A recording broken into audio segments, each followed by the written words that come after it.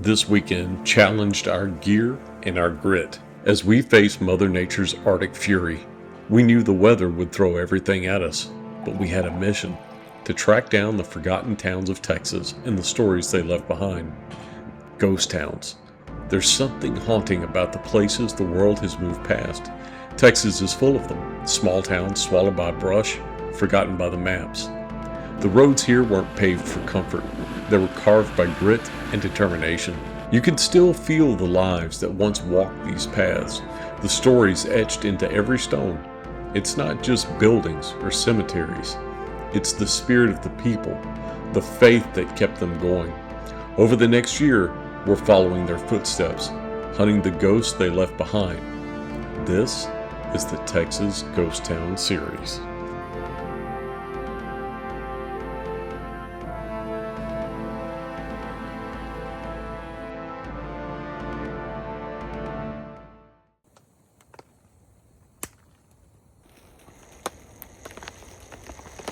Well, we made it to Grimes County.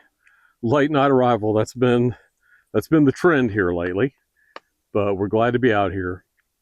We are excited about this series this weekend, and as you can see, I've got Michael with me on this trip. What's up? And he doesn't usually come camping, but why don't you tell him why you're here? It may snow this weekend, and also it's just been a while. But back to the snow part, I like photography and stuff, so I was like, hey, it'd be pretty cool if I got some pictures with snow in them. So I was like, I'll come along. Yeah. So we're hoping for a wintry mix, and we're excited about it, especially with this new series that I'm starting here. So it's going to be great. I've got a nice little warm, dry space for us here that we set up with a lean-to shelter. We got camp all set up. We're good to go. In fact, Bailey has already found her stick.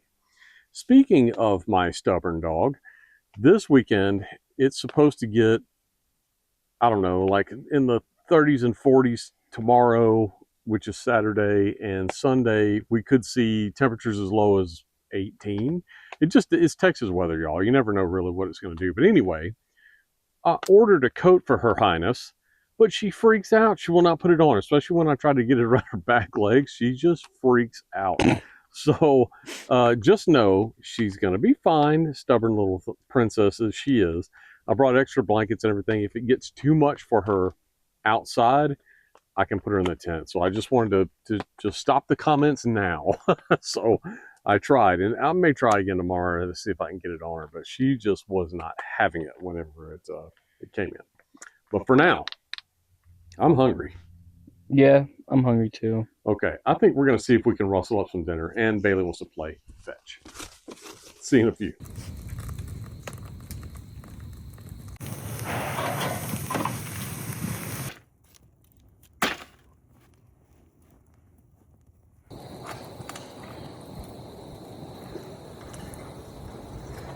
Well, we had a really good dinner, pork chop and baked potato, and it was pretty tasty. Got the fire roaring again, and one thing that I did for this trip that I'm kind of curious about is ordered a diesel heater. It was supposed to come in today. It didn't show up. It's still showing on the tracking app that it's arriving today, but it's like 11 o'clock at night, and yeah, it's not gonna come today.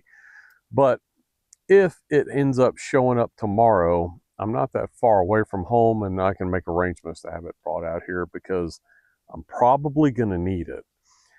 I'm going to let him use the buddy heater in his tent. I brought the 20-pound propane tank because it's going to be cold, and then I'll use the diesel heater. Now, if the diesel heater doesn't arrive, then I think we're just going to turn your tent into the gear tent and move his cot and everything into mine and put the buddy heater in there. But right now, we're just going to chill out and enjoy this fire because it's predicting rain in the next 30 minutes or so. So I will see you guys in the morning for coffee.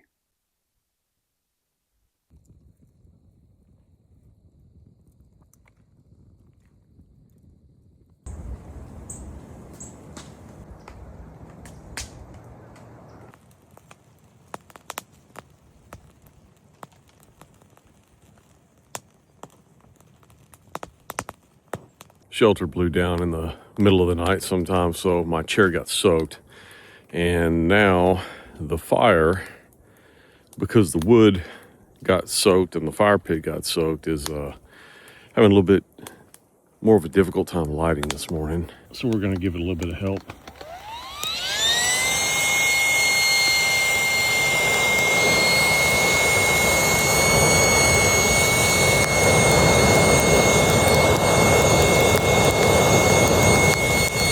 Good morning from camp. Coffee's just right this morning. Didn't have any issues staying warm last night. The cold front came in, dropped down to, I think it's like 38 or 39 right now. And I slept really good. The problem was my lean-to shelter that I built to kind of keep our gear dry and have a place to sit during the rain with the fire just outside. I guess at some point, the wind was kind of swirling around. I set it up to where it would block that north and northeast wind where the wind would be coming from. But at some point during the night, it blew one of the poles down. The shelter collapsed, my chair got soaked, and so that was fun kind of cleaning that up. But anyway, after we got that sorted out, fire was a little bit difficult to start this morning. When it's cold and wet and just damp, even super cold, like lighters don't like to work really well. And so luckily I'd packed some matches and got the fire going, and I got my coffee. Now, what we're most excited to do today after breakfast is to head into town and see what we can find. I'm excited to show you guys some things that I found interesting. After looking at some of the old survey maps from years and years ago, there's a couple of towns out here that, you know, technology and modern maps have long forgotten. So let's get this coffee finished, eat some breakfast, see what we can find.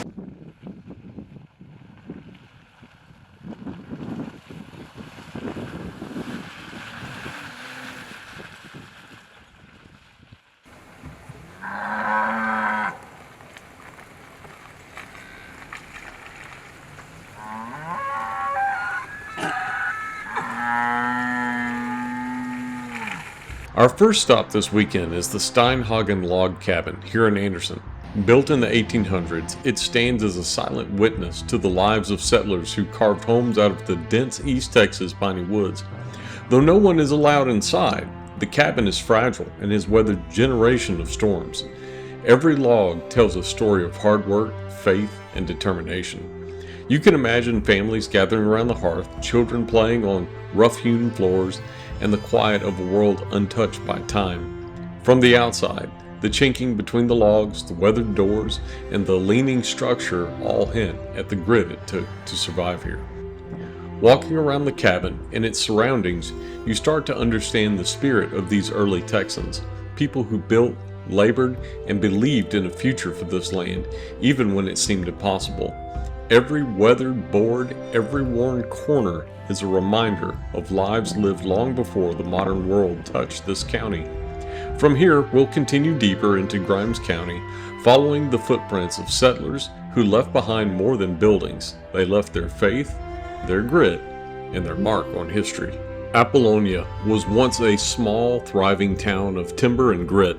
Settled by Polish immigrants, the community was built around faith. The church was the heart, guiding daily life and anchoring the people to this place. Today, almost nothing remains. The sawmills are gone, the streets are overgrown, and the buildings have vanished into the brush. But standing here at the crossroads and walking among the weathered headstones in the cemetery, you can still feel the heartbeat of the town. Each marker tells a story.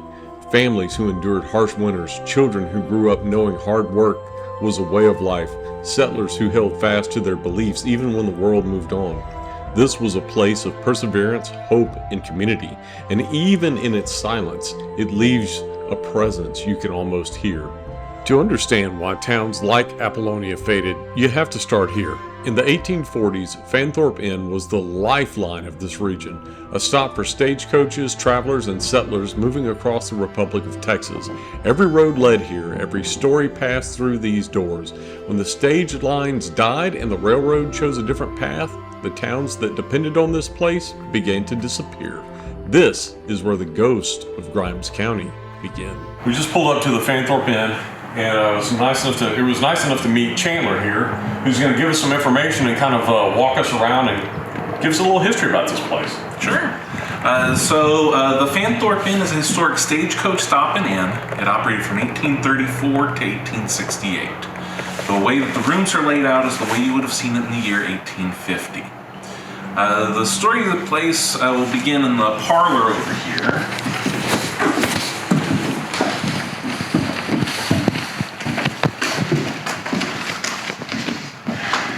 Got the photographs there, and the gentleman on the left with the luxurious whiskers is Mr. Henry Fanthorp.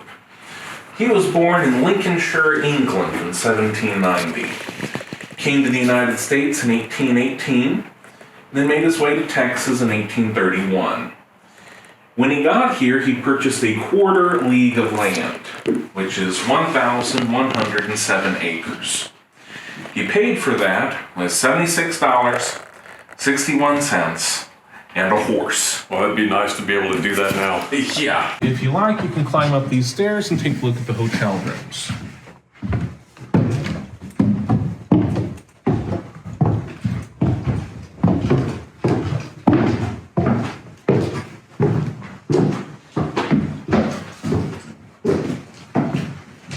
The first room on your left is room number 7. That is the common room. For $1, that got you a spot in one of those beds. Not the whole bed. You'd have to share with a stranger or two. Oh, wow. Which on nights like we're about to have, you might appreciate the company. Yeah, the extra body heat would definitely help. Down the hallway are the private rooms. They were $1.50. So if you had that extra 50 cents, you were going to spend it. Yeah.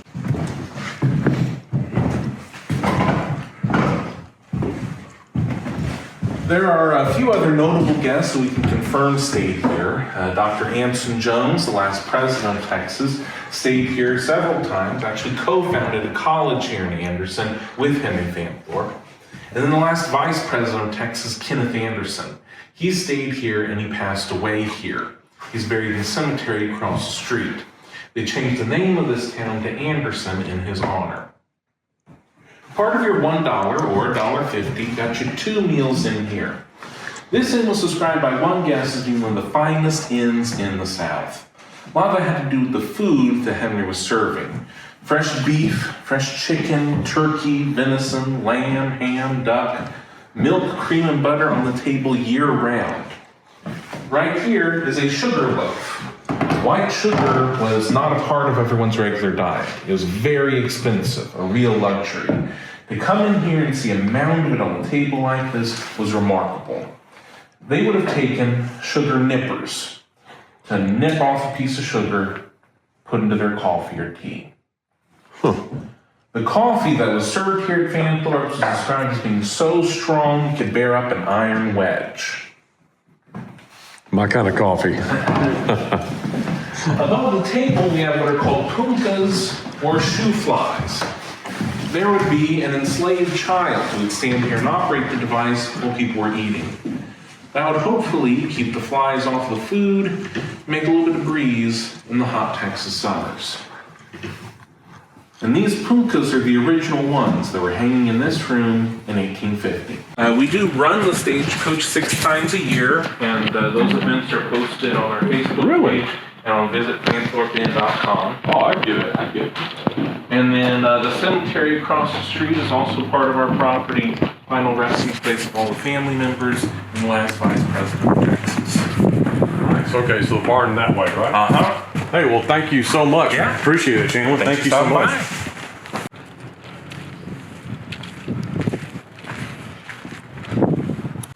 Oh, wow. This is really cool. Okay. I'm excited. I can't. This will be my first time to ever get in a actual stagecoach, even though it's a replica. I'm like, I'm getting it.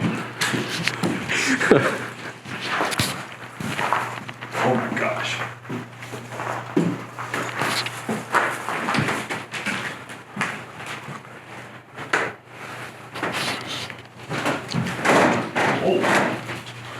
Oh, this is comfy. Yeah, so I can't imagine what traveling would have been like. This would have been more treacherous for the stagecoach drivers, but the passengers are in here with basically in somewhat insulation and creature comforts and chairs, and I'm sure it's crowded. Back then they probably fit 2 or 3 people in these seats, but this is traveling in style for the 1800s, and man, this is just so exciting to sit here and go through this. But this is awesome. Absolutely awesome.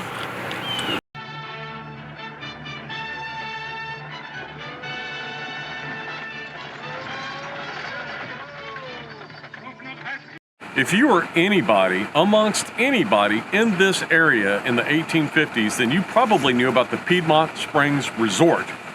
This was the premier place to go during that time for healing and for recreation. In 1865, it became a hospital headquarters during the Civil War. And so it was slowly after that that the resort just faded away.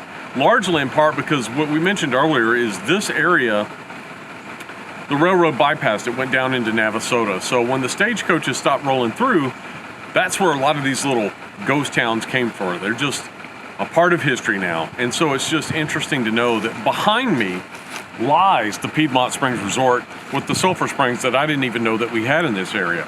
Unfortunately, we can't get to any of the sulfur springs because a large part of that is on privately owned land right now. But this historical marker is a great reminder of what used to be there and the history and the land and the people that built this great state of Texas. I see my orange tent through the trees, and we were kind of trying to take bets on whether or not my lean-to that I made is still standing or if it fell over. Michael thinks it's still standing. I gave it a 60% chance to still be standing, 40% that it failed.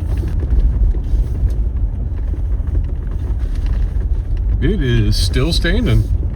Made it back to camp, but we did deplete a lot of our wood supply last night. So the first thing that we need to do before we can do anything else is go ahead and see if we can track down some more down wood on the place out here and get it processed and ready for tonight. And boy, are we gonna need a lot of it.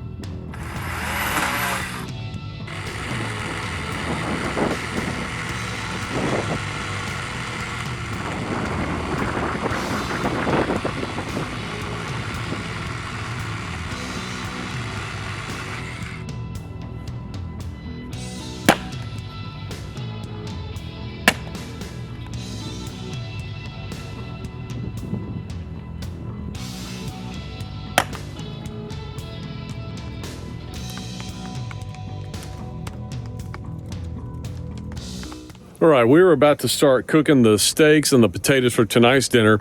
I did have an issue that I was wrestling with, and I got a diesel heater just so that Michael could have the buddy heater in his tent, and I had a heck of a time just kind of getting it going.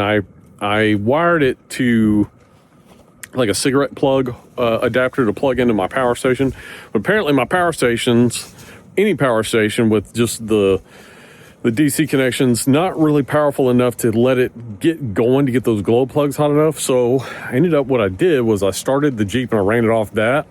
When it got hot, I just unplugged it, plugged it into the power station, and now it's going like crazy and warm and cozy in the tent, which is great because tonight is supposed to be much colder than it was last night. So as you can see, that's how I have the heater set up with the little hose going in there. And then I enter through this door.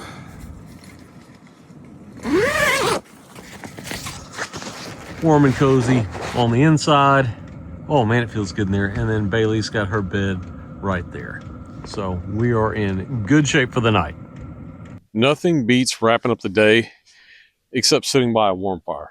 Oh yeah. Right? This fire feels good.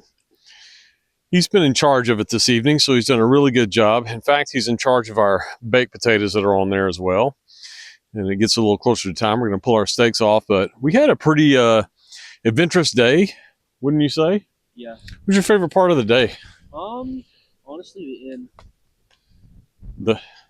Like right now, or the what part? Like the inn that we went to. Oh, the inn. Yeah. I thought you said the end. Oh. No. I thought you said the end. I'm done. I'm ready to go home. The inn, the Fanthorp Inn. Yeah, the Fanthorp Inn. Yeah, that was pretty cool because we had Chandler that gave us a lot of really cool information. Oh, yeah. So that was a lot of fun. All right, I'm getting hungry, so I think it's about time for me to go and start the steaks, and then we can have some steak and potato.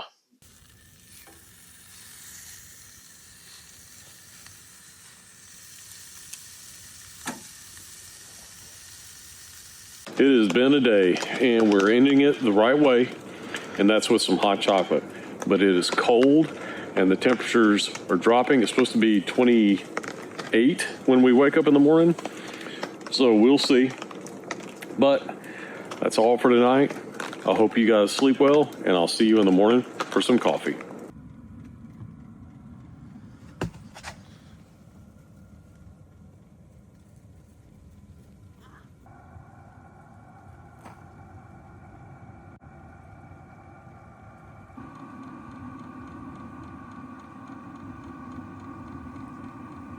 Everybody up north, look at the rookie mistake I made. Don't come down too hard on me. I'm from Texas after all. Those windshield wipers are frozen to the windshield now. Good morning, everybody. Welcome to the frozen tundra that is now Texas. The winter storm hit, and thankful to God that Michael and I were able to stay warm and dry all night. It was pretty crazy. There were some intense thunderstorms last night. The ground is just covered in sleet and frozen rain, so it's crunchy out there, cold, and I think I'm just going to have some coffee in the tent. I think it calls for that this morning, so got coffee. That's all I need.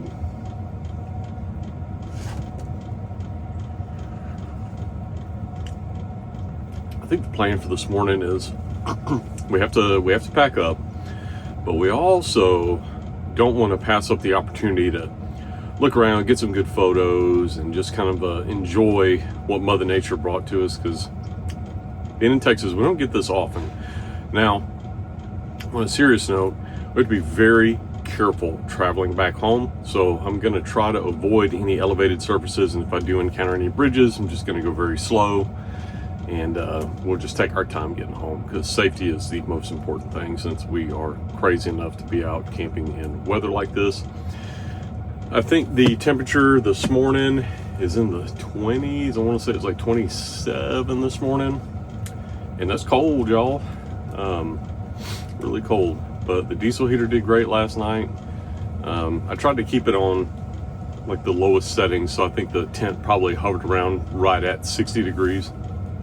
Cranked it up this morning when I was getting ready, and then turned it back down because it started to get a little warm in here. So yeah, just hope you guys are enjoying your morning and enjoying your coffee too, and enjoying this new series that we're launching, the Texas Ghost Town series. So we got a little bit of a sneak peek of that on this video, but there's more to come. Now, it's not going to be in every time I post a video is going to be about that. We're looking to do about 4 to 6 more times this year, if we can make that happen. So I thought it was interesting. I love learning the history of forgotten places and people, and it's just really interesting. We got to meet a nice gentleman yesterday that gave us a lot of good information about the Fanthorp Inn. So, all right, I'm gonna finish up my coffee and then bring you guys along with whatever we find.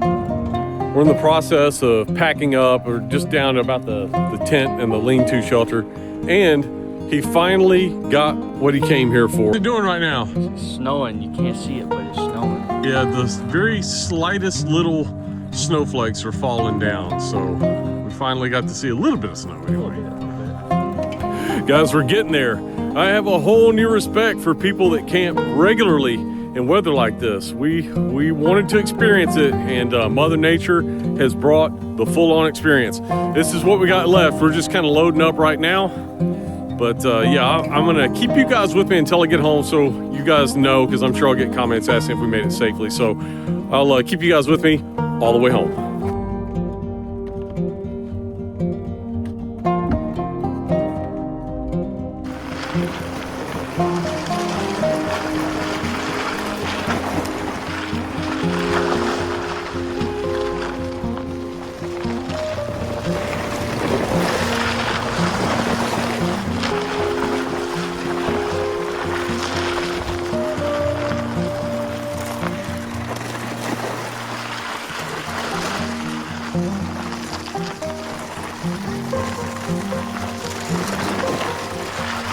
What was your favorite part about the trip?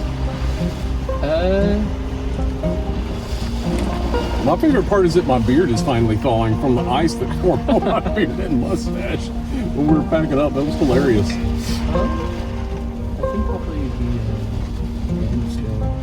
The Fanthorp Inn? Yeah, it's pretty cool little place, man. Just loving history like that. It's so nice.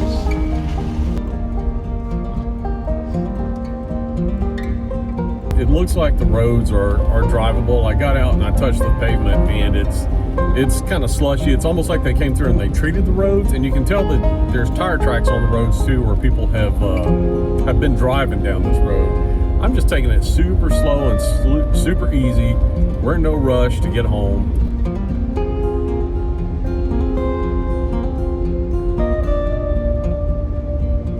All right, everybody, as you can see, we made it back to the Bearded Excursions and Outdoors headquarters. In fact, there's Little Bear. Say hi, Little Bear.